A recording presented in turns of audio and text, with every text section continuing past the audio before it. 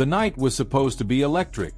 Game 2 of the WNBA Finals, the defining stage where champions are made, where legacies are cemented, and where stars shine under the weight of expectation. For A'ja Wilson, the reigning MVP, this was meant to be her moment. The Las Vegas Aces were defending their title. The cameras were ready, the lights blazing, and the league's marketing machine had called it a celebration of the new era of women's basketball. But when Wilson stepped onto the court and looked around, what she saw wasn't glory. It was silence.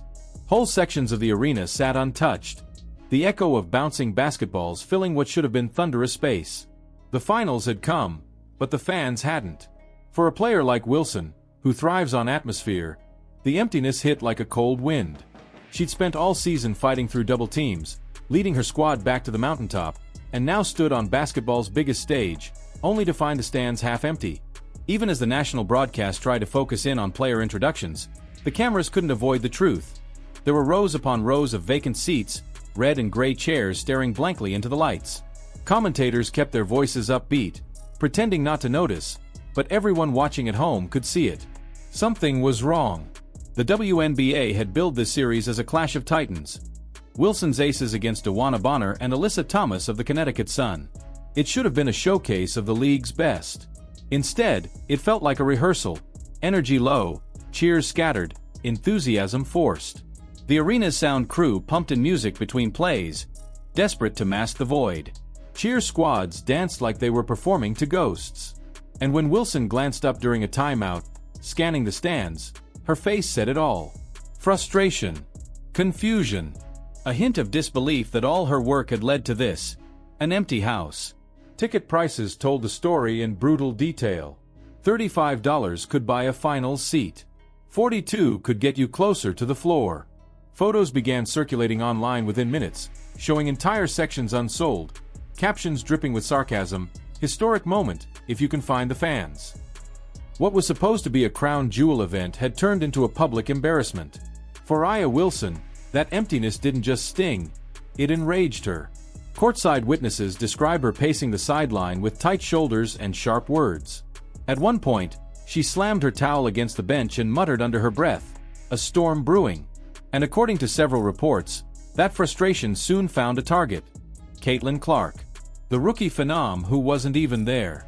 The one player whose shadow still managed to loom over the finals from hundreds of miles away. It was almost poetic, in a cruel way. The player who had brought millions of new eyes to the league had been eliminated in the semifinals. Yet her absence hung over everything like fog. Because when Clark wasn't on the court, fans weren't watching. And no one felt that reality more sharply than A'ja Wilson. All season, Wilson had been touted as the face of the league. The golden standard. The poster child for a league entering a new phase. But when she looked up at those stands, it became impossible to ignore what the numbers had already proven. Caitlin Clark had changed the WNBA, and not necessarily in a way that favored its veterans. Social media was merciless. Within hours of tip-off, screenshots of ticket prices and attendance spread like wildfire. Fans joked that for less than the price of a movie ticket, you could watch the finals live. Memes flooded timelines, mocking the contrast between these half-empty stands and the sold-out arenas that followed Caitlin Clark all season long. If Clark were in the finals, one user wrote, there wouldn't be a single seat under $300. Another added, courtside would go for $5,000 easy. It wasn't just jokes, it was truth disguised as humor. When Clark played, arenas shook, cameras flashed, merch sold out. But now, without her, the league's biggest stage looked like a preseason scrimmage. As the first quarter dragged on, Wilson's irritation was visible. She missed a shot, grabbed her own rebound, and glared into the crowd, as if searching for the energy that just wasn't there. Every possession felt heavier. Every cheer sounded forced. The atmosphere didn't match the stakes, and it broke her rhythm. By the second quarter, frustration turned to something darker, resentment. According to courtside sources, Wilson's comments grew sharper. She vented about the lack of excitement, about how people only cared about drama and not the actual games. And then, her words reportedly turned toward the rookie whose shadow refused to leave her alone. Caitlin Clark wasn't even in the building, but somehow she was dominating the night. Wilson wasn't alone in that frustration. Dawana Bonner, one of the league's most respected veterans, looked equally disheartened. You could see it in her posture, the slump of her shoulders as she jogged back on defense. Alyssa Thomas, usually the emotional anchor for Connecticut, couldn't hide her irritation either. For players who had spent years fighting for recognition, this felt like betrayal. The league had finally found its spotlight, but it was shining somewhere else. Online, the verdict was swift and merciless. Fans didn't see leadership or composure. They saw ego. "IRS mad at the wrong person," one tweet read. "Don't blame Caitlin because no one wants to watch this boring finals." Others pointed out that while Wilson vented, Clark had never once complained about media pressure, even as she carried the Fever's attention all season long. The contrast was impossible to ignore. One player demanded recognition. The other earned it. As the game wore on, Wilson's outbursts became part of the broadcast. The cameras caught her slamming her towel after a missed call, muttering to herself during timeouts, and glaring toward the sideline. Commentators tried to spin it as competitive passion, but the internet wasn't buying it. Clips of her frustration turned into memes within minutes. Titles like, "Aya realizes no one's watching," or "The silence hits different." Meanwhile, Caitlin Clark's name began trending on every major platform. She wasn't playing. She wasn't even in attendance. But she was still the story. Fans joked that Clark had outsold the finals without taking a single shot. Others compared side-by-side photos. Fever games packed to capacity versus the ghost town atmosphere of Game 2. The visual contrast was devastating. "One player is the league," a viral comment read. "The rest are just renting space." By halftime, the jokes had turned to humiliation. The WNBA's crown jewel event had become a punchline across sports media. Clips of quiet crowds circulated under captions like, "The finals sound like a library." One viral video even zoomed in on the upper deck, showing entire rows of untouched seats, overlaid with the sarcastic caption, "Sold out event." Even NBA players chimed in, liking posts or sharing clips with laughing emojis. It was brutal, but it also revealed an uncomfortable truth. The league's image had never been this fragile. 4 years, Aya Wilson had carried herself as the face of the WNBA. Her confidence was magnetic, her dominance undeniable. But confidence can easily blur into arrogance, especially when the crowd no longer buys the message.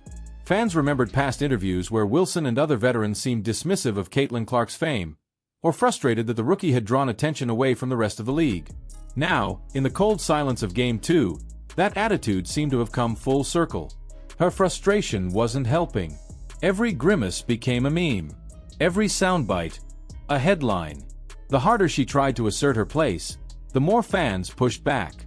And in that tension, something shifted, not just for Wilson, but for the league itself. Behind the scenes, WNBA leadership scrambled to control the narrative.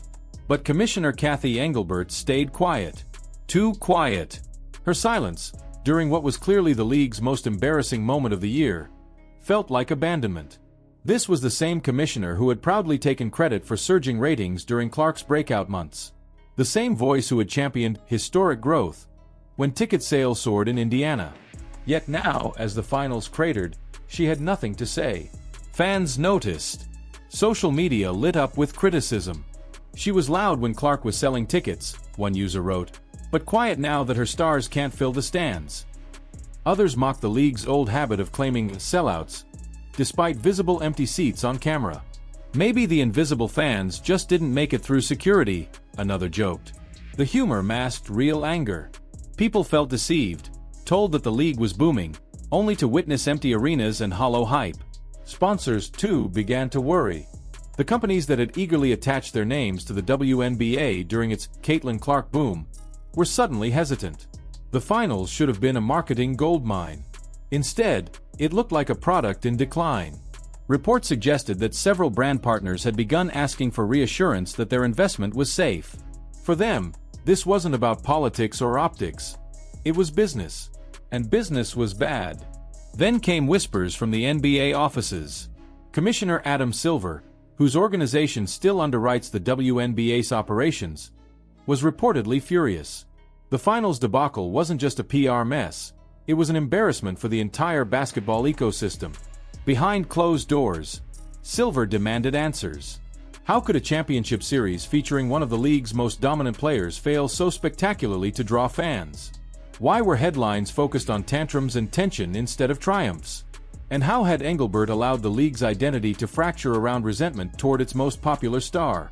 According to insiders, Silver's office began preparing a comprehensive review of WNBA leadership and strategy. Translation: patience was running out. The NBA had given the WNBA freedom to define its own culture, but now that freedom looked like negligence. A growing chorus of executives wanted reform. Some even suggested that if the downward spiral continued, the NBA might directly intervene in league operations. For Aya Wilson, none of that speculation mattered in the moment. She was too busy trying to win a game that felt unwinnable, not because of the scoreboard, but because of what it represented. Each possession felt heavier under the glare of scrutiny. Each shot, a battle not just against her opponent, but against public perception. She wasn't just fighting the Connecticut sun. She was fighting a narrative that had already written her off. And yet, beneath all the chaos, beneath the frustration, the jokes, the silence, there was something deeply human about Wilson's struggle. She wanted the same thing every great athlete wants: respect, validation, connection. But that connection had been hijacked by a new kind of star, one whose impact transcended statistics.